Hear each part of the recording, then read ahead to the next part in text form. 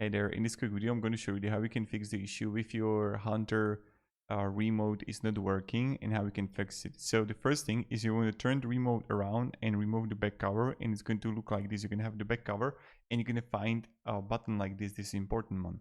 Then you want to turn off the ceiling fan at the breaker. So you want to completely cut off the power and leave it off for a few seconds, or even like 1 minute to a minute.